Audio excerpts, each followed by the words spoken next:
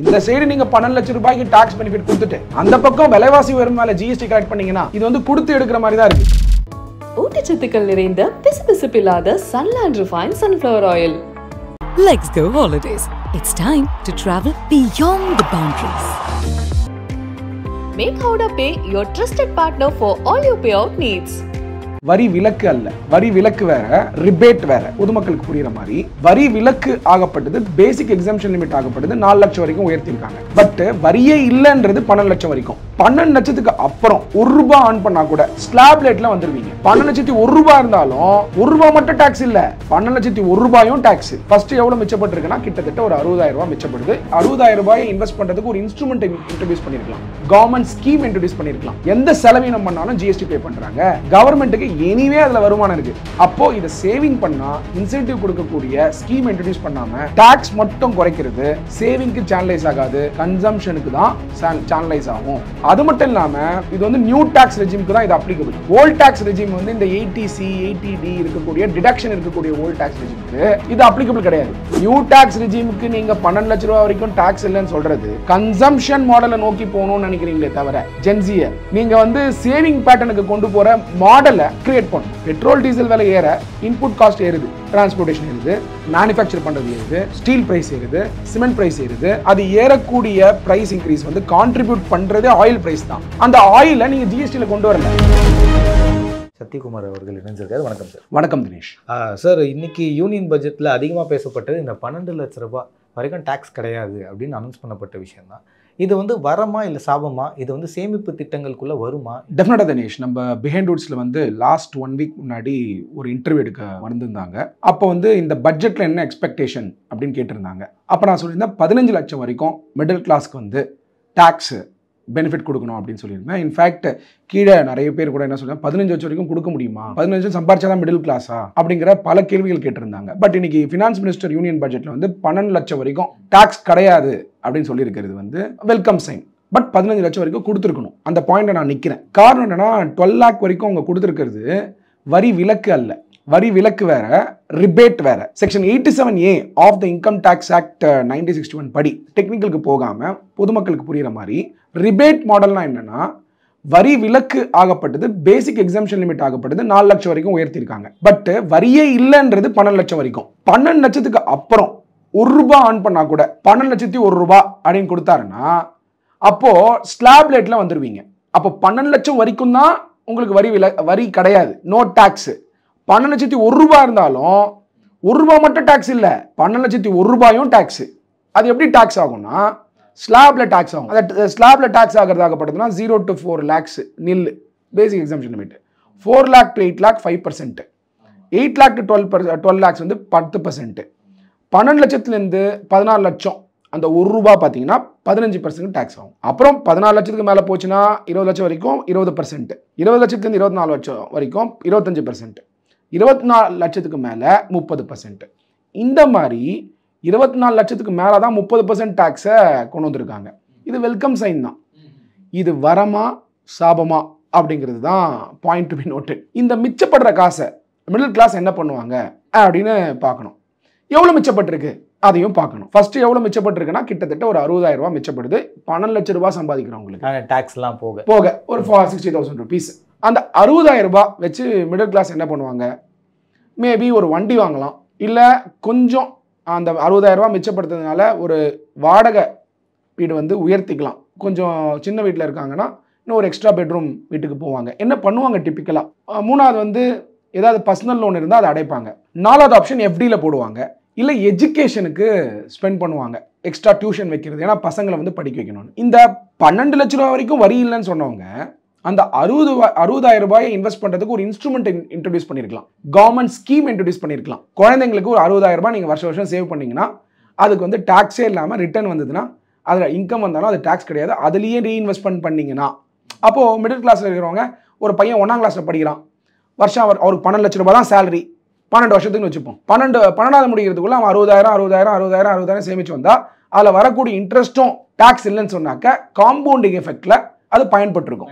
Government என்ன பண்ணுறாங்க, 12 லட்சம் வரைக்கும் டாக்ஸ் இல்லை, அப்போ வரக்கூடிய ₹60,000 பெரும்பாலான மிடில் கிளாஸ் பீப்புள் உடைய என்ன நினைப்பாங்கன்னா மிச்சப்பட்டுருச்சே, ஒன்று அதை வச்சு நம்ம ஹாலிடே போகலாம், இல்லை ஹோட்டலில் போய் வாரத்துக்கு ஒரு வாட்டி சாப்பிட்டு இருந்தால் மாதத்துக்கு வந்து ஒரு 4 வாட்டி போய் சாப்பிடலாம், வெளியில் போய் சாப்பிடலாம், இப்படிங்கிற தாட் வரும். அந்த தாட் வந்ததுன்னா கவர்மெண்ட்டுக்கு இது இழப்பு இல்லை. காரணம் என்ன, அங்கே ஜிஎஸ்டி பே பண்ண போகிறாங்க. நீங்கள் ஒரு சமயம் 60,000 ரூபாய்க்கே ஒருத்தர் பாப்கார்ன் வாங்கி சாப்பிட்றாரு கூட வச்சுப்போம். வருஷத்துக்கு பாப்கார்னுக்கு எனிவே டாக்ஸ் இருக்கா? கேரமல் பாப்கார்னுக்கு 18%, கேரமல் இல்லாமல் சால்ட்டடுக்கு வந்து 12%, நீங்கள் கையில் பேக்கேஜ் இல்லாமல் கையில் வாங்கி பாப்கார்ன் சாப்பிட்டீங்கன்னா 5%. இதை பற்றி நம்ம பேசியிருக்கோம். அப்போ அதுலேயும் ஜிஎஸ்டி பே பண்ணுறாங்க. எந்த செலவீனம் பண்ணாலும் ஜிஎஸ்டி பே பண்ணுறாங்க. கவர்மெண்ட்டுக்கு எனிவே அதில் வருமானம் இருக்குது. அப்போது இதை சேவிங் பண்ணால் இன்சென்டிவ் கொடுக்கக்கூடிய ஸ்கீம் இன்ட்ரடியூஸ் பண்ணாமல் டாக்ஸ் மட்டும் குறைக்கிறது சேவிங்க்கு சேனலைஸ் ஆகாது, கன்சம்ஷனுக்கு தான் சேனலைஸ் ஆகும். அது மட்டும் இல்லாமல் இது வந்து நியூ டாக்ஸ் ரெஜிமுக்கு தான் இது அப்ளிகபிள். ஓல்ட் டாக்ஸ் ரெஜிம் வந்து இந்த 80C 80D இருக்கக்கூடிய டிடக்ஷன் இருக்கக்கூடிய ஓல்ட் டாக்ஸ் ரெஜிமுக்கு இது அப்ளிகபிள் கிடையாது. இப்போ ஓல்ட் டாக்ஸ் ரெஜிம்ல என்ன ப்ரொமோட் பண்ணாங்கன்னா, நம்மளுடைய முந்தைய கவர்மெண்ட் எல்லாம் சேவிங்கை ப்ரொமோட் பண்ணாங்க.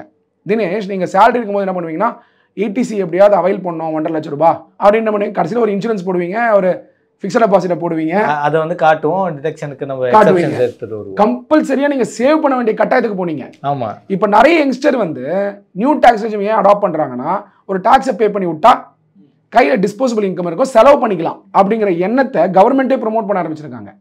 அதனால இது வந்து ஒரு நெகட்டிவா தான் நான் பார்க்குறேன். நியூ டாக்ஸ் ரெஜிமுக்கு நீங்க 12 லட்ச ரூபா வரைக்கும் டாக்ஸ் இல்லைன்னு சொல்றது கன்சம்ஷன் மாடலை நோக்கி போகணும்னு நினைக்கிறீங்களே தவிர ஜென்ரேஷன் Z ஜென்சியை நீங்க வந்து சேவிங் பேட்டர்னுக்கு கொண்டு போற மாடலை கிரியேட் பண்ணணும். முன்னாடி வந்து கன்சம்ஷனுக்கு கொண்டு போறது ரைட்டு, ஓல்ட் ஜென்ரேஷனை ஜென்சிக்கு முன்னாடி. ஆனா இப்ப ஜென்சியை சேவிங்க்கு கொண்டு வர மாடலை கிரியேட் பண்ணணும். இன்னும் செலவு பண்ணுங்க அப்படின்ற மாதிரி அது மாதிரி தான் இருக்கு. அது மேல ஜிஎஸ்டி வருமானம் வந்தா போதும் அப்படிங்கிறது ஒண்ணு. சரி, இன்கம் டாக்ஸ் பெனிஃபிட் கொடுக்கறது ஒண்ணு.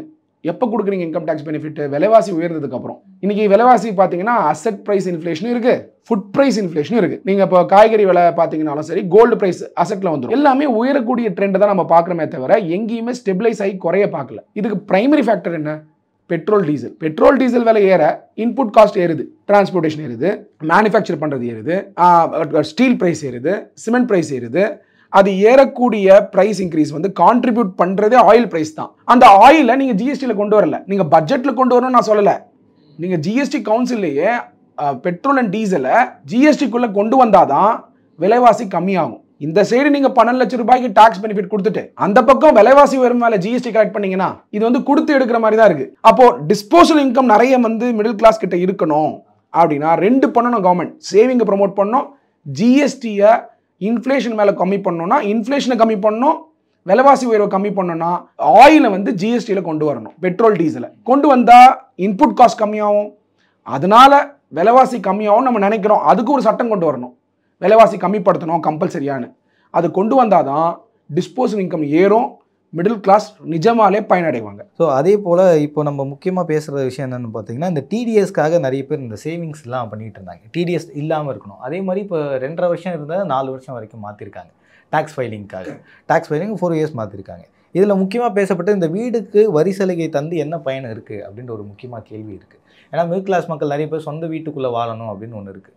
ஸோ இதை எப்படி பார்க்குறீங்க? வீட்டுக்கான டேக்ஸ் இல்லை அப்படின்னு சொல்கிறாங்களே, இது எப்படி பார்க்குறீங்க? இப்போது கவர்மெண்ட் வந்து வீடு வாங்கணும்னு கொடுக்கக்கூடிய இன்சென்டிவ் ஆகப்பட்டது ஒரு 10 வருஷத்துக்கு முன்னாடி வேணால் அது ஒரு பெரிய பூஸ்டாக இருக்கலாம். இன்றைக்கி மிடில் கிளாஸ் நிலைமை என்ன அப்படின்னு பார்த்தீங்கன்னா, நீங்கள் 12 லட்ச ரூபா சம்பாதிக்கிறவர் கூட இன்றைக்கி வந்து மெட்ராஸ் மாதிரி இருக்கக்கூடிய, சென்னை மாதிரி இருக்கக்கூடிய சிட்டியில் வீடு வாங்குறது ஒரு கனவாக தான் இருந்துகிட்டு இருக்கும். காரணம் என்ன? வீட்டோட விலை என்ன? நீங்கள் சின்ன இப்போ ஒரு அப்பார்ட்மெண்ட் ஒரு 500 ஸ்கொயர் ஃபீட்லேருந்து 1000 ஸ்கொயர் ஃபீட் கூட வச்சுப்போம்.